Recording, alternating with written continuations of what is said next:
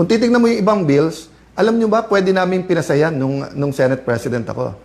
Pero hindi naglagay ng members sa committee yung nagsasabing sila na majority ngayon, yung 11 na naging 12. So, yung sinasabi nila na mga generals, and ako yung humingi ng apology sa kanila, naipit sila sa mga to, alam nyo, nung nag-adjourn sinidi sila ng Wednesday, pwede silang mag-session hanggang Friday kung naniniwala talaga sila na yung 12 nila ay may quorum. At pwede lang gawin lahat ng gusto nilang gawin sa special session tomorrow. So yung mga nauna na nagbigay ng opinion na this is for leadership change, yan din nasa mind namin. So sa meeting ng grupo ng ating mga senador yesterday, yan ang dinidiscuss namin na lahat ginagawa, no? Pagsugod ng NBI, paghuli kay Bato, pag-walk out, yung napakaraming issue na binabato nila, magtrabaho, etc. But in the end, it's all about the flood control and who's guilty and how do we protect everyone, how do you protect the mastermind and how do you protect Malacanang. So we will not get to the Lord's plan. We will disagree on politics, but we all agree that God meant the Philippines to be a prosperous, powerful nation. Let me address myself to fellow Christians, no? Pasintabi sa ating mga kapatid na Muslim, no? Assalamualaikum sa mga kapatid na Muslim. For how many decades, centuries have we been claiming to be a Christian nation? Pero ano nababasa ng ibang mga bansa tungkol sa Pilipinas? Idolatry, immorality, corruption, di ba? So we have to change that. So dyan pupunta. How do we change that? Through our principles. Ang pinaglalaban namin, hindi power, hindi position, prinsipyo. So, kung 13 na sa kanila, congratulations. We know how you got it, sa pananakot, panunuhol, sasabihin, ikukulong. But sabi namin na anytime na 13 kayo, kayo na mamuno. Pero hindi magbabago principle namin. Kaya ang tanong ko, kung makukuha nyo yung 13, buburahin na naman natin yung flood control or IFRO front and center natin to. Lahat, kinukuyog nyo buong Pilipinas na magkaroon ng impartial na impeachment. Pero ayon yung hindi kayo ang mag-preside. Ayaw nyo na ang numero ay 24. Binabago-bago nyo. Pinost ni Senator Win, tapos tinanggal. Tapos ngayon ay sinasabi ni Senator Win, hindi, talagang 1624. Tapos sinasabi ng ibang prosecutors, hindi. Supreme Court lang pwede magsabi. Whether yan ay congressmen and women prosecutors o yung private court. Ginugulo na po nila kasi kasunod yan chacha. Movements like we have now na magkaroon ng tunay na pagbabago. Many times naman, more intellectual ang laban, minsan sa kalye ang laban, minsan more debate. Kaya nga minsan parang sinasabi, mabait ka rin pala Alan, o kaya sinasabi na, wala tayong inaaway ngayon. So, different times, different seasons, but I realize po na there are really seasons, there are really times na nasa crossroad ang bansa at pag hindi tayo kumilos, it will determine the future of the next generation. Para din po yung mga Hudyo or yung Israelis who were in the desert, 40 years instead of 2 weeks na paglalakbay. So will we, after EDSA 1, 1986, ngayon 2026, 40 years later, will we continue to wander in the desert or will we enter the promised land? For me, the promised land is a powerful, prosperous Filipino. The empowered Filipino, napakayaman ng ating bansa. Pero dahil talamak ang corruption, dahil mali ang mga public policies, iilan lang yung yumayaman. Hindi po completely true to say mahirap ang Pilipino. Hindi po. Karamihan ng Pilipino ay mahirap. Kaya nga may mahigit 10 milyon na kailangan pang umalis ng bansa para humanap lang ng trabaho, mabuhay ang pamilya. Pero meron pong iilan. Kung tutuusin ko, sabihin mong 1%, marami din yon, 1 million. But siguro may maybe 50 families that basically control everything. And I will not say that they're the problem, but I will say that we should have thousands, 100,000 or millions of families who semi-control our economy together. Hindi yung 50 o 100 lang at yung ekonomiya at politika magkadikit to. So problema, pagka naging corrupt yung isa, damay-damay na, sama-sama na, no? So we have to be persistent in fighting corruption, but there are times in history na meron pong talagang shaking, no? Ibig sabihin po, yung gulo o yung disruption, may kasama po itong dapat na repentance at revival, no? So hindi to ordinaryong parang, oy, may corruption dito sa isang ospital na to, palitan yung accountant, ayusin yung sistema. Oy, sa bidding ng ganito, medyo masama yung sistema, tanggalin na yung back na yan or ipakowe. Hindi po eh. We're talking about an environment and system of persistent corruption in our country. So nung nangyari yung flood control, tinanong natin sa ating sarili, dapat ba magbago to? That's why nagkaroon ng ICI, nagkaroon po ng Blue Ribbon Committee. Ang problema po na manipulate, di ba? Kaya that's one reason na galit si Senator Lacson at kung ano-ano sinasabi. Because he has a reputation, and I know for a fact that many times in his life, he fought for principles. Ang problema ngayon, naging mercenary na lang at kasama sa pagmamanipulate ng Blue Ribbon Committee para nga ilan lang ay turo, pero yung mga tunay na mga mastermind, in fact, he went so far to say walang mastermind. But pakonti-konti, lumalabas na ngayon yung totoo at lalabas din po kung sino yung mga kasama niya na nagmanipulate po nito. Ganun din po, kaya galit na galit si Senator Erwin Tulfo at kung ano sinasabi kasi whether it's campaign donations, whether it's yung mga kontratista, maleta, parati siyang kasama sa pinapangalan, no?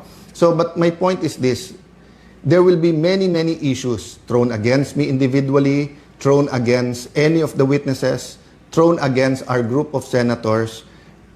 Yes, tama na ibalita to sa news. So whether yan ay yung special session tomorrow, whether yan yung May 13 na pagsugod ng NBI, whether yan yung threat sa Senado next week. Pero tandaan niyo po marami dito distraction.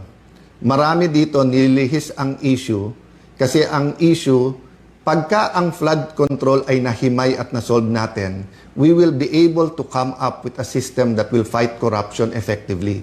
If not, this will be the biggest cover-up for the biggest corruption scandal ever in our country.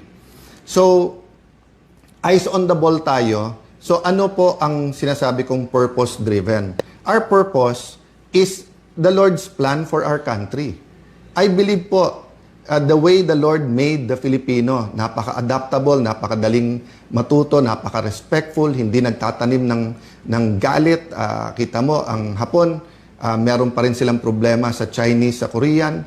Pero kung titignan mo sa atin, best friends na natin, partners na natin in development, makikita mo, dati may problema din tayo sa Malaysia. But now we have 2 disputes with them, but we are cooperating and we have a very good relationship with them. Ganun din sa Vietnam, kakabisita lang nung leader nila, pero meron tayong dispute sa West Philippine Sea sa kanila. So makikita niyo po ang Pilipino, ang number 1 asset natin syempre yung tao, yung Pilipino mismo.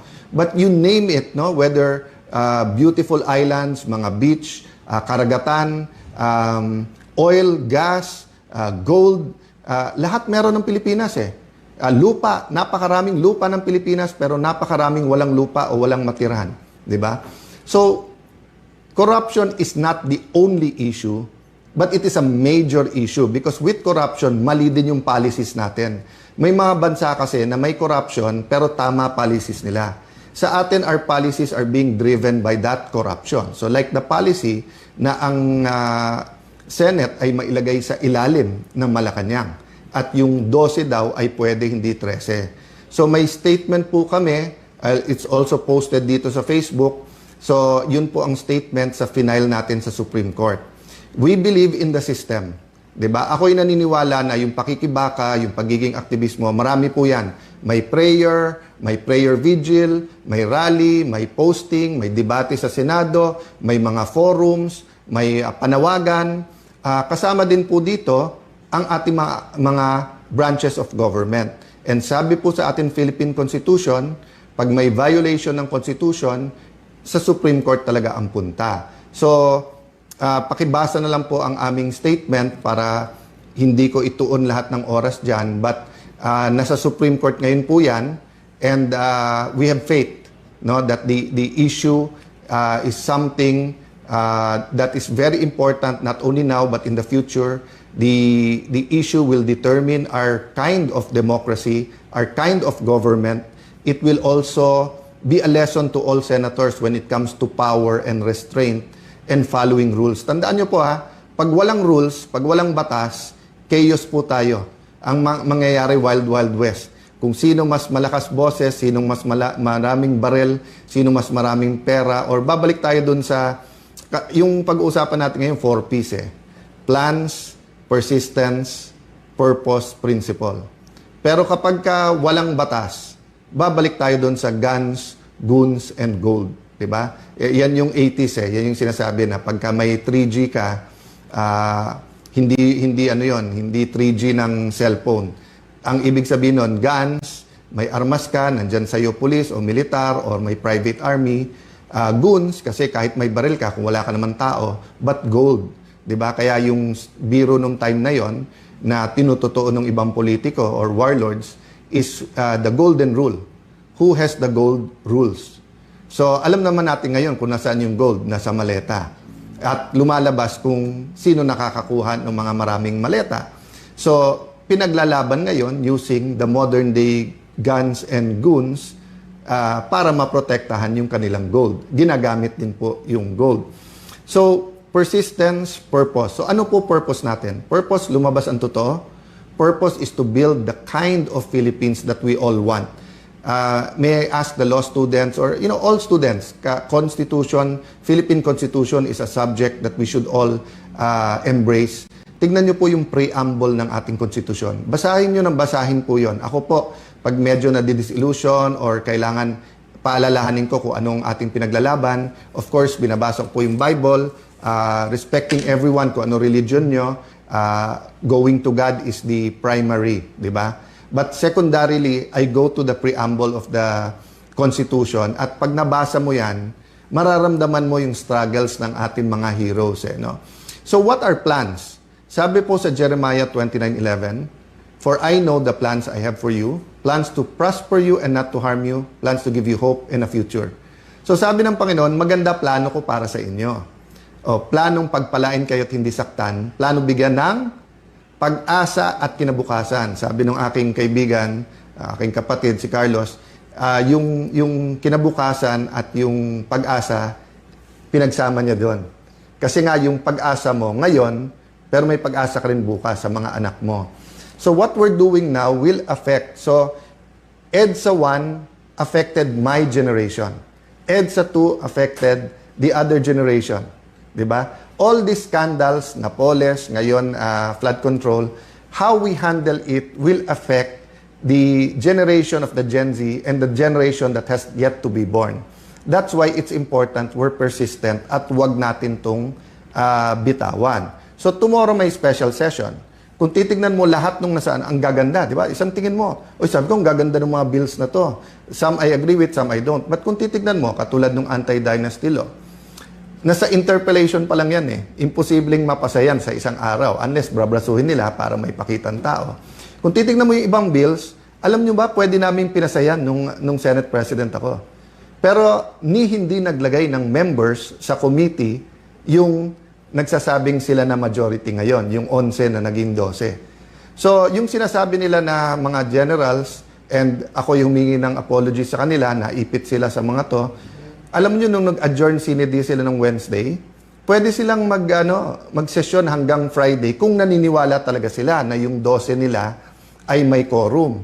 At pwede lang gawin lahat ng gusto nilang gawin sa special session tomorrow. So yung mga nauna na nagbigay ng opinion na this is for leadership change, yan din nasa mind namin. So sa meeting ng grupo ng ating mga senador yesterday, yan ang dinidiscuss namin na lahat ginagawa, no? Pagsugod ng NBI, paghuli kay Bato, pag-walk out, yung napakaraming issue na binabato nila, magtrabaho, etc. But in the end, it's all about the flood control and who's guilty and how do we protect everyone, how do you protect the mastermind and how do you protect Malacanang. So we will not get to the Lord's plan. We will disagree on politics, but we all agree that God meant the Philippines to be a prosperous, powerful nation. Let me address myself to fellow Christians, no? Pasintabi sa aking mga kapatid na Muslim, no? Assalamualaikum sa mga kapatid na Muslim. For how many decades, centuries have we been claiming to be a Christian nation? Pero ano nababasa ng ibang mga bansa tungkol sa Pilipinas? Idolatry, immorality, corruption, di ba? So we have to change that. So dyan pupunta. How do we change that? Through our principles. Ang pinaglalaban namin, hindi power, hindi position, prinsipyo. So, kung 13 na sa kanila, congratulations. We know how you got it, sa pananakot, panunuhol, sasabihin, ikukulong. But sabi namin na anytime na 13 kayo, kayo na mamuno. Pero hindi magbabago principle namin. Kaya ang tanong ko, kung makukuha nyo yung 13, buburahin na naman natin yung flood control or IFRO front and center natin to. Lahat, kinukuyog nyo buong Pilipinas na magkaroon ng impartial na impeachment. Pero ayon yung hindi kayo ang mag-preside. Ayaw nyo na ang numero ay 24. Binabago-bago nyo. Pinost ni Senator Win, tapos tinanggal. Tapos ngayon ay sinasabi ni Senator P. Hindi, talagang 1624. Tapos sinasabi ng ibang prosecutors, hindi. Supreme Court lang pwede magsabi. Whether yan ay congressmen and women prosecutors o yung private court. Ginugulo na po nila kasi kasunod yan, Chacha. From the start po, di ba? Chacha, pag whitewash nung para nga ma-extend yung term. Sana mali ako. Sana mali. Pero sa ginagawa, tignan niyo po sa Senate, paulit-ulit siya, magtrabaho, walang drama. Pag upo pa lang nila, pinauwi. Nagbigay lang ako notice na Thursday may Blue Ribbon Committee hearing sa session hall, biglang may threat na daw. Pero hindi ma-confirm ng ibang security forces. Pero bukas sa session, pwede nang ulit gamitin at pwede tayong lahat. Pero today and yesterday, bawal na ang mga senador may bisita. So hindi ba lockdown din yon? Paulit-ulit sila, bantayan daw ako, baka daw padlocking ko yung Senado. Basically, pinadlock na nila eh. Di ba? Na sila na nagde-determine sinong pwedeng pumasok o hindi. Simpleng kapitan, simpleng konsehal. Anytime pwede ka pumasok ng barangay hall. Of course, hindi pwedeng armado, hindi pwedeng 500 kayo papasok dyan. May security protocol. Ang dami namang kagalang-galang and I respect the PNP, lalo NCRPO, SAF. Yung mga nasa labas ng Senado, I think is NCRPO and SPD. Wala namang gulo eh. Kung may nagrarally, peaceful naman sila doon. Kung may konting gulo, naayos. Pero bakit ganun na ang Senado? Because they're sending the message, huwag kayong lumaban sa amin. Pag lumabang kayo, kaso, kulong, hopefully walang patayan. But allow me to say all of this because we never know what the future, I have faith. I'm walking by faith, not by sight. I do believe ang mga witnesses mailalabas pa tong lahat. But we have to tell you, di ba? One, we have to be persistent. Number two, what we're fighting for is nothing less than the kind of government we want. The kind of Philippines we want. The environment that we want to have. Do you want a healthy environment where students can study, where Filipinos are healthy, when hindi na kailangan mag-abroad? Kaya po yan kung tanggalin natin yung massive corruption. Pero kung mangyayari po ngayon ay takot lang. So, tinatakot lahat. Okay. Pag lumabas yung masterminds, baka maging presidente si VP Sara. No? Nakailan laban na po tayo in the past. Ang panakot parate, sinong vice president. Or during martial law, tinanggal ang vice president. Pag tinanggal daw si FM Senior, baka magkagulo. So, magulo na po.